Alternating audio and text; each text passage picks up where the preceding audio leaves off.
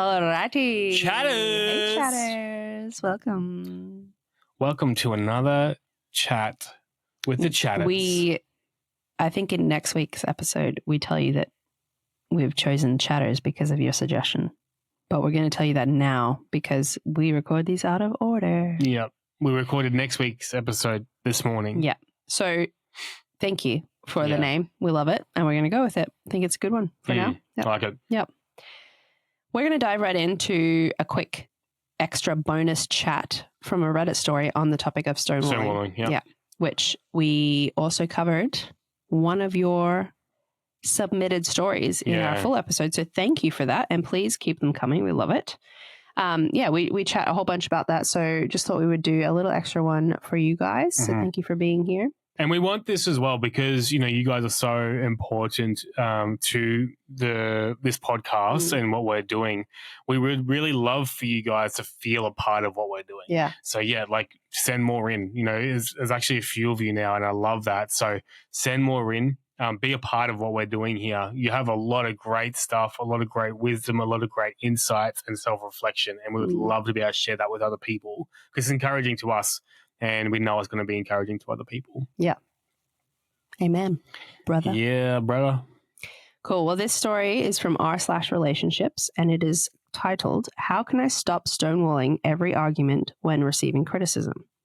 I, 22 female, have been dating my boyfriend, 21 male, for nearly 4 years now. I have struggled with expressing my emotions and being upfront with my partner in terms of communication. We have worked on a lot, and we have both made huge improvements over time. We rarely have actual fights, but are running into a pattern that I'm scared could be the downfall of our relationship. My partner is very upfront about his feelings and has no issues sharing them with me when there is something he needs to, or when he wants to know why I act the way I do. I've always loved this about him, as growing up, my parents had really toxic and unhealthy communication habits that, as an adult, I now see have rubbed off on me. Regardless of how my partner brings up concerns or issues, I just shut down and freeze up. We have recently moved in together after discussing it extensively for over a year, and this is where most of our recent arguments have come from. As an example of a conversation my boyfriend brought up to me that it was frustrating that I wasn't following through on cleaning that I said I would get to. I would say for 2 or 3 days that I was going to clean the bathroom, sweep, or whatever it might be, and then not follow through. When it was brought up, I immediately felt defensive and like I wanted to get mad, but because I don't want to say something I regret in the moment, I just end up stonewalling. I totally shut down and my brain freezes up completely. I then feel guilty for stonewalling and feeling defensive, which leads to me stonewalling even further and scrambling to try and come up with something to make my partner feel better. This, of course, never turns out well, and then I struggle to apologize as I usually feel that my apology won't come across as genuine even when it is. Going back to the example, all I would have had to say is that I hate asking for help with cleaning because it seems ridiculous that I can't just do it myself. And then I wait till it becomes overwhelming to even look at. For some reason in this situation, I can't seem to get it out. My partner always leaves feeling like his emotions weren't listened to and that the conversation always becomes about me. It usually ends with me feeling like absolute crap about myself, and then I cry. I cry really easily regardless of if we are in an argument or not. My partner feels awful when I cry, and then usually after I cry, we hug, I calm down, and then I am usually able to explain my true feelings and reasoning. I'm not sure how to stop this behavior, but I feel like it would destroy my relationship with the one person I love more than anything in the world. Anyone being able to work past this behavior? I feel like this is similar to us, actually. Yeah. A lot of this was like, this kind of sounds like us. Elaborate. I don't necessarily think this is fully stonewalling. And the topic of the full episode was, is this stonewalling? Because it sounds like in the moment maybe it is, but it does also sound like she is able to then, so she says that it ends up escalating to the point where she cries and then they hug and she calms down and then she's usually able to explain her true feelings and reasoning. So it sounds like they do get to it eventually, which is good, I think. Obviously a lot of patterns that she's navigating. That's why it sounds familiar to me, because I had the same thing. I would see people, so I had examples of someone bringing stuff up all the time really intensely and then someone not talking about stuff at all. And so I felt like I fell into this weird like trap where I didn't want to be that person bringing things up all the time or being naggy all the time or negative all the time, but I also didn't know how to do it in a great way. So it was a little bit of this. A little bit of this. A little bit of this. Just listening. Anyway, yeah, so I feel this. Mm-hmm. And I'm glad she's looking into it because I think it's really important to navigate this, her being aware. I feel like I say that all the time, but her being aware of this is huge. Yeah, absolutely. Absolutely. And again, it's got to start there. And then it's like, well, where do you go from that? So how would that play out for you? You like you said, it was you feel like this is very much like ours, but how would that actually play out for you? My first thing is, I think I would have, and I don't know if she has, I think I would say to you exactly what this is. Like my parents did not have great communication. So I'm really sorry. This is where I'm coming from. This is what plays into this for me. It's not just a matter of me in that moment being like, oh, and then crying and it being about her. It's that her brain doesn't know how to react because of what she's experienced. So I would bring you in on that conversation straight up. That's my first thing, is making it clear to you why I'm wrestling with this so that we can work on it together and be aware of it together. And this is something too, because and there's no answer in this. This is something that we're currently working on, is what's my role then? Do you know what I mean? Like, so there's been some stuff like you'll bring up, you're like, I want to do this. I want to work on this. As a guy, I'm like, cool, this is what you need to do, you know? And I go straight into problem solving, which isn't helpful. It's not what you're asking of me. But in that moment, what would be helpful for you from me? You mean in terms of working on my communication skills? Yeah. So okay. So let's paint the scenario. You have shut down. You've had a cry. We've had a cuddle. Now you're starting to open up. You're bringing me on that conversation. Yeah. And because that's the thing is, you don't want to just bring up the conversation or do anything about it. So how can it's more from like, how can a couple work on this and work towards this together, right? Yeah. So you've had a cry. We've had a cuddle. You've shared with me. What could that look like going forward now? Like I don't even really know how I've helped you in that space.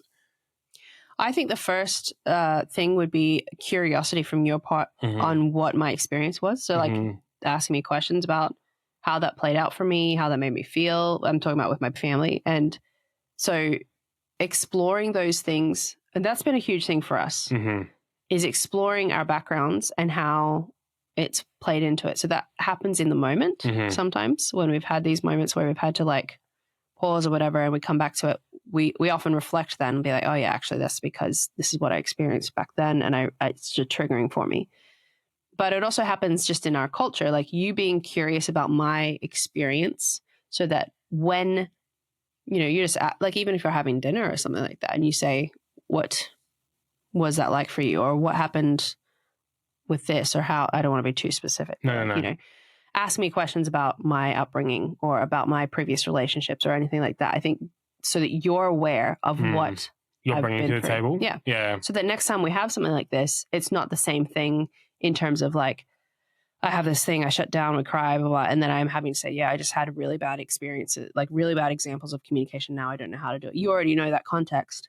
So when it's not that doesn't get mentioned again, it's just that that's a quicker conversation. So and even for your brain, you'd be like, oh yeah, she's not like, this is that thing again. Her parents did not communicate well, so this is why she's reacting this way.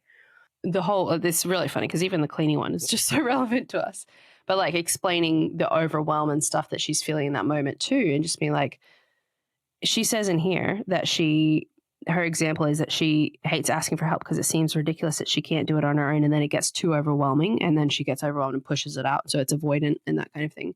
So that has a whole conversation around it too, on how they can help those things together, because that's patterns as well. Her saying, I get overwhelmed, I feel silly asking for help. That's probably got to do with her background, I'm assuming. And all of these conversations lead into each other. So I feel like it's just this big, long, almost tapestry that we've built over the time we've known each other, of little pieces being put together that we are still discovering or putting together now. Yeah. There's not much we're discovering in terms of new info, but just new ways of it playing into each other. I don't want to talk about next week's episode too much, but that was a perfect example. Like in next week's, the episode that's going to come out next week, I actually did discover more about you. I totally am blanking on what we talked about. 5 love languages. About my gifts. Yeah, but about how, like all the words or whatever else, Yeah. you know, and tune next week to know what we're talking about. But so we are still discovering some stuff, but it's because we're actually diving deeper. So it's going from something that we've highlighted, we've identified, and as we roll it out, oh, I did not know that. Like I did not know that about you. Now that's put a whole other piece of the puzzle. Yeah. Today's episode about stonewalling, you know, and like as we're discussing it and drawing into that, and like, oh man, that helps because when we do get into that, again, it's just it's giving me more tools. Yeah. Like as a guy, I love tools. You know what I mean? Like physical and other emotional other tools. I don't know. Other tools. Oh yeah. He loves it. But I feel like because it just helps me to go into that conversation, because when I'm in those heated conversations or those difficult conversations like this one here, like say hypothetically this was you were breaking down, I would be frustrated as you, but I'd be frustrated that I didn't know, what would heighten that frustration I would feel hopeless not knowing how I can help you. Yeah. Because I want to fix it. Like I want to fix it. And these tools aren't for me to fix. No. Like giving me the tools to fix you. It's actually helping me to know how to best get beside you. And they're still tools. They're still awesome tools to be able to get. And yes. Yeah, I totally agree. Yeah. And I think one thing that was shared with us after last week's episode, which was really helpful and similar to what we say, was an acronym called COAL, like COAL. And it was curiosity, observation, acceptance, and love. And our friend shared it after she listened, just saying, you know, you guys talk about having an attitude of curiosity and an open kind of attitude as well. And so this is something that she learned in her counseling, which is actually an internal thing that you do for yourself. So you have an attitude of curiosity and be like, what's happening for me right now? You observe how those things make you feel and how they play out. Then you have also this acceptance that comes with it and be like, that is how it is. That's who I am. That's how I function. Not in like and I'll be that way forever, but just an acceptance like, cool, that's how it is. And then a love for yourself, because instead of it being shame and shutting down and avoidance and hiding those things, it's a love. And I think that attitude, that like framework would work for yourself. And even in this situation, for her to do that about herself and just observe those things. It sounds like she's pretty self-aware as well.